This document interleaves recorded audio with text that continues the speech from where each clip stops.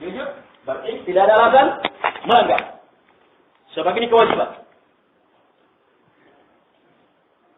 Melanggar, dapat hukuman. Hukumannya, tunggu wahyu. Ditangguhkan dia. Dan ternyata ada 3 orang. Nanti akan disebutkan. Coba lihat proses itu. Kenapa sampai beliau melanggar? Lihat awalnya. Beliau ungkap di sini. Saya cenderung kepada suasana istirahat. Ini hati-hati kalau rumah terlalu enak. Iya. Tidak apa-apa punya rumah mewah, tapi hati-hati. Jangan sampai tidak mendengar azan. Karena tertutup semuanya. Iya. Justru rumah yang mewah itu yang semakin canggih, azannya semakin mantap terdengar. Iya, semakin mengingatkan kepada ketenangan.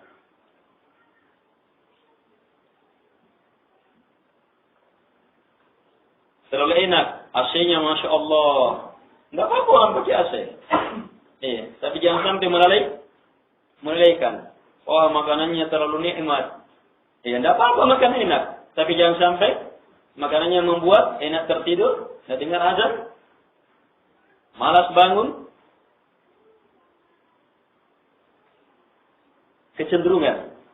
Tapi ukuran yang kita tidak bisa lepas, ini dia. Wa ana ilaiha as'ur. Dan saya kepada hal ini as'ur. Cenderung. Ini perkara hati.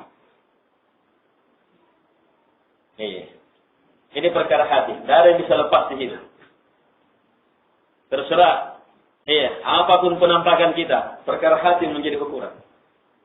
Di mana keterikatan kita terhadap kecintaan terhadap dunia. Dunia atau akhirat. Ayo, ini perkara hati. Terserah. Jelas ini ukuran, tidak bisa kita lepas. Dan di sini beliau, radhiyallahu anhu menyebutkan apa? Jadi sebabnya adanya keterikatan terhadap. Tapi beliau punya keinginan. Ada keinginan berperang. Ada persiapan. Orang melakukan persiapan, dia datang juga mau melakukan persiapan. Tapi itu berperang itu. Keinginan ini. Akhirnya jadi apa? Jadi kondisi yatamada. Berlambat-lambat. Mengulur-ngulur. Nah, ini kondisi kalau sudah sampai kondisi mengulur, ini bencana.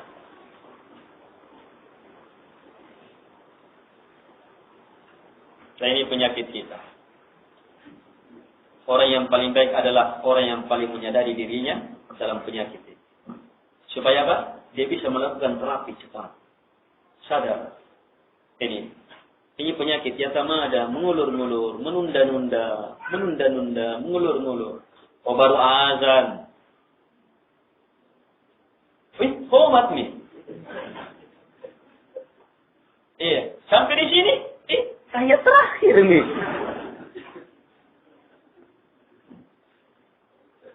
Ini mengulur-ngulur. Nanti berhasil lagi. Ada pembagiannya sekian puluh juta atau ratusan juta. Tunggu nih, gampang itu mesti. Sementara dia pakai semuanya dulu untuk modal. Begitu berhasil, tunggu dulu. Pokoknya setelah hanya, tapi ambil dulu ini sedikit ya. Terpaksa. Seberapa kali ini didatangi.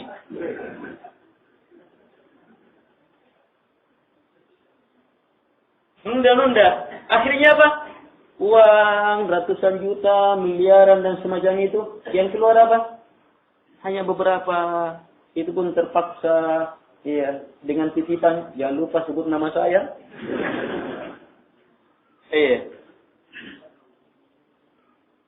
Jamaah yang dimuliakan oleh Allah Subhanahu wa taala. Akhirnya masjidnya besar, jamaahnya apa? Sebab tidak dibangun di atas semangat, keikhlasan, keberkatan dari harta usaha. Mengulur-ngulur, menunda-nunda, akhirnya apa? Meninggal, hartanya tidak ada disedekahkan. Ada juga yang dikeluarkan sama keluarganya untuk dipotongkan kambing hari ke-7-nya. Jadi dikeluarkan hartanya untuk dosa. Semakin menambah dosanya. Sebab dia meninggalkan turunan-turunannya tidak mendatangkan kebaikan.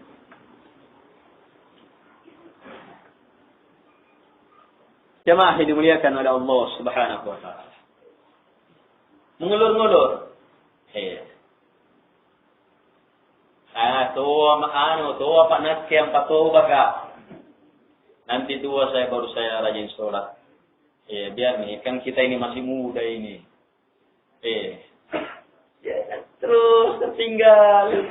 Siapa yang jamin umurmu bisa tertua? Mengulur-ngulur. Orang terjatuh ke dalam bencana mengulur-ngulur. Banyak dalam perkara syirik juga. Di antara ustaz tahu syirik itu bahaya. Dan dia tahu di hadapannya ada kesyirikan. Orang-orang yang mencintainya melakukan kesyirikan. Tetapi apa? Gampang nanti. Kita anu dulu. Diulur-ulur. Sampai akhirnya apa? Tidak disampaikan. Akhirnya. Tidak ada manfaatnya ajarkan. Nanti, tidak apa-apa. Diulur-ulur. Terjatuh. Sementara prinsipnya orang-orang terbaik, fastabiqul khairat, berlomba dalam kebaikan. Jamaah yang dimuliakan oleh Allah Subhanahu wa taala. Harus tepat ke jamaah. Ini bencana. Saya sadari diri saya akan penyakit ini. Antum sadari akan penyakit ini. Sepeda, persiapan, terlatih, terus dengan ilmu meminta kepada Allah Subhanahu wa taala, perbaiki sedikit terus. Tapi ingat, ini penyakit bahaya. Dan jarang ada orang selamat. Lawannya penyakit ini isti'jal, tergesa-gesa. Jangan pikir, alami. Hukum langsung. Kafir itu, itu. Akal tidak berpikir, perasaan saja main, terus. Tergesa-gesa tindakannya. Tergesa-gesa. Ini kebalikannya. Kali ini kena al-ujlatu minas syaitan. Tergesa-gesa itu datang dari syaitan.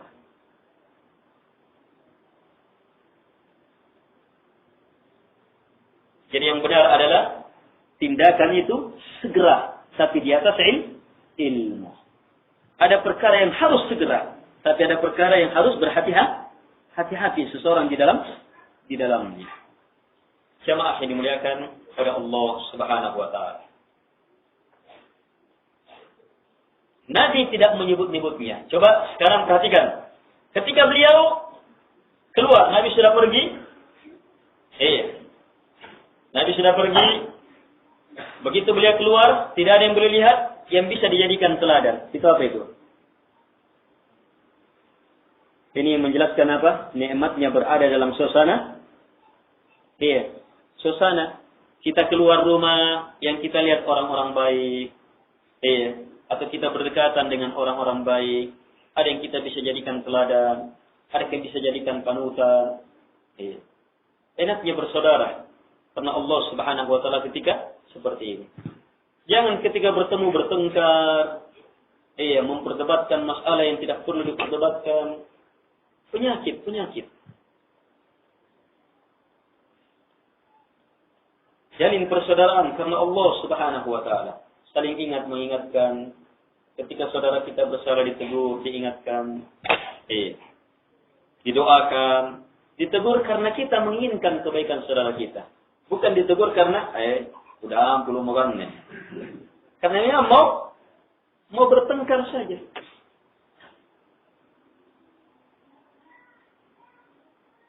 Jemaah yang dimuliakan oleh Allah Subhanahu wa taala. Dan di sini kata beliau, yahzinuni, membuat saya sedih. Ini tabiat orang baik. Ini orang bersalah, tapi ada tanda-tanda baik. Jadi tanda-tanda ini, akhir perjalanannya kan apa? Taubat sempurna berhasil didapatkan melalui proses 50 malam, 49 hari. Sebab di subuhnya hari ke-50, itu turun ayat taubatnya. Di subuhnya. Dari sini kita bisa lihat, sebab-sebab taubatnya ternyata kecenderungan terhadap dunia, keenakan, Sebab-sebab kesalahan itu. Ternyata dasar-dasarnya orang ini nantinya walaupun salah, nanti bagaimana tobatnya, dia akan tobat dengan tobat yang baik. Bagaimanapun hebatnya proses itu, dia pasti bisa lewati, bisa dilihat. Oh, dia sudah melakukan persiapan, mau sebenarnya, tapi terjatuh. Ingin sebenarnya, tapi diperlambat-lambat. Tetapi bersamaan dengan itu, dia sedih. Ada kesedihan. Ada penyesalan.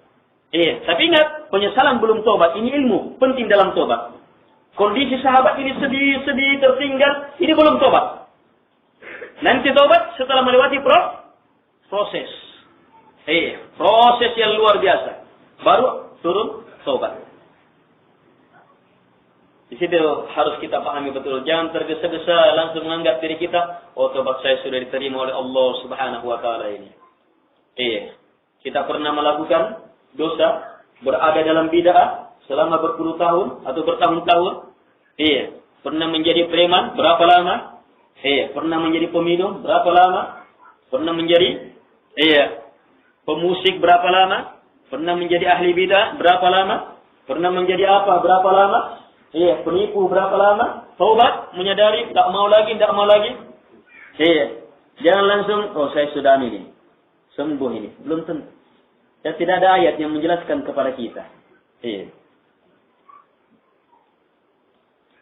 Harus terus perbaiki diri, lihat. Sebab apa? Penyakit itu yang sudah lama punya akar. Punya batang. Punya cabang. Ranting-ranting. Pohon dia. Ada buah. Buahnya apa? Jelek. Busuk. Merusak. Dicela oleh orang itu buahnya. Banyak-banyak orang tobat setelah melihat buahnya. Akhirnya apa? Dia pangkas buahnya. Dia rontokkan semua buahnya sebab buah yang busuk. Tetapi pohonnya masih ada. Atau dia pantas batangnya, ininya, apanya, semuanya. Tapi batangnya masih ada. Atau dia pantas. Kalau pohon, dia pangkas ya. Diambil batangnya, dirobohkan. Tetapi apa? Akarnya masih tertancap. Maka tumbuh lagi pohon yang rusak, melahirkan buah yang busuk. Kita perlu tahu akar-akar kesalahan kita. Akar-akar kesalahan kita kemana?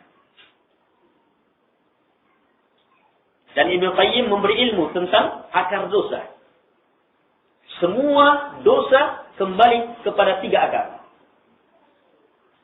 1, ketergantungan hati kepada selain Allah. Di sini syirik dalam berbagai bentuknya. Keterikatan, ketergantungan hati kepada selain Allah. Ketergantungannya macam-macam. Kadang cinta kepada selain Allah, takut kepada selain Allah, harapan kepada selain Allah, membesarkan, mengagungkan selain Allah, mengharap kepada selain Allah, berserah kepada selain Allah, macam-macam. Raghbah, khasyah, macam-macam uraian perkara hati di situ. Yang jelas ada ikatan kepada selain Allah Subhanahu wa Ta'ala. Itu bisa banyak jalurnya.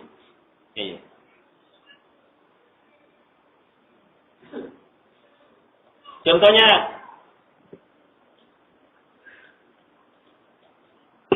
ada orang, sebentar ya, ini ada orang datang ke kuburan menyembelih, syirik. Kenapa? Dasarnya ada keterikatan kepadanya, takut misalnya. Diancam, kemasukan anaknya. Bicara lagi. Nakken nenek.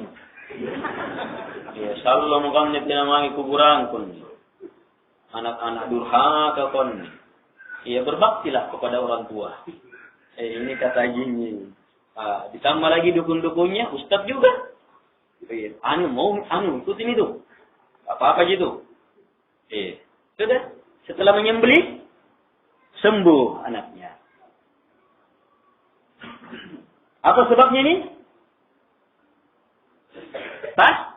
Takut dia. Itu di antara sebabnya. Walaupun ada sebabnya. Jadi dia terikat di situ sampai jatuh kepada kesyirikan karena takut kepada selain Allah Subhanahu wa Ta'ala. Tapi akhirnya dia sadar. Berapa kali ke sebodoh-bodoh sebentar sembuh. Lagi anaknya. Tidak mau lagi. Seperti tobat, pergi ke situ. Tapi apa? Apakah takut kepada selain Allah masih? Akarnya masih ada. Kalau ini masih ada, akan muncul dalam kesyirikan lainnya. Akan dimunculkan dalam kesyirikan lainnya. Akarnya itu yang harus ditebas. Iya. Dengan apa? Memunculkan la ilaha illallah. Tolak takut terhadap siapapun juga selain Allah. Dan takutlah hanya kepada Allah subhanahu wa ta'ala. Jelas? Demikian pula. Nah, sekarang yang kedua, akar yang kedua. Ta'atu quwwatil ghadabiyah. Mentaati kekuatan marah. Mentaati emosi. Ini banyak ini. Orang yang suka memukul, bahkan puncaknya adalah membunuh. Sebabnya semua pelanggaran karena menzalimi, memukul, menganiaya, menyiksa sampai membunuh, mencabik-cabik, memotong-motong orang, meracuni semuanya, iya. Macam-macam lah modelnya. Dalam bentuk kezaliman. Itu dasarnya apa? Mentaati kekuatan marah. Ini banyak-banyak preman yang tobat. Tobat, tidak mau lagi begitu. Apakah mentaati kekuatan marah? Masih ada? Itu akarnya. Kalau ini masih ada, akan muncul lagi dalam kezaliman yang lainnya. Kezaliman dalam bentuk kata-kata, dalam bentuk ucapan, dalam bentuk hinaan, dan macam-macam. Kezaliman juga. Akarnya masih ada.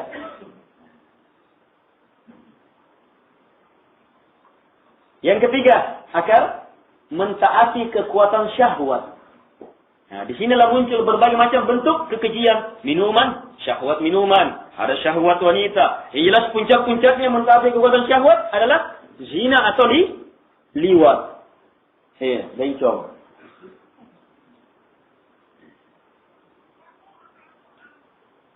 Mentaati kekuatan syahwat. Kalau orang tobat dari perbuatan-perbuatan ini, lihat. Kita sudah mampu mengontrol syahwat. Di situ penyakit kita. Kita lama. Iya. Digembleng oleh syaitan di atas penyakit itu. Kita sudah melihat busuknya. Tobat. Tidak mau lagi. Tapi lihat akarnya masih ada. Kita bisa diarahkan kepada syahwat yang lainnya. Syahwat uang. Syahwat ini. Tawaran itu. Iya. Bisa diarahkan.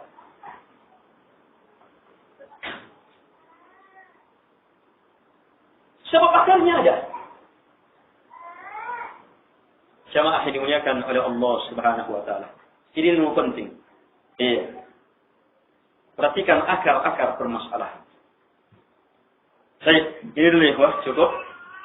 Jadi kita sudah sampai dalam kisah beliau tentang sampainya Nabi SAW di perang di Tabuk.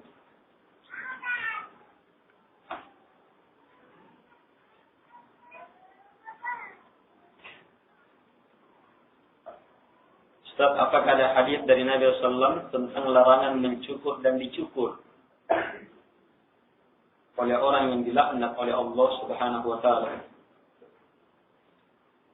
Mencukur, maksudnya ini, tidak boleh mencukur dan dicukur oleh orang yang dilaknat.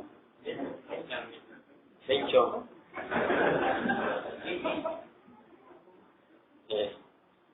Saya tidak tahu ada hadisnya.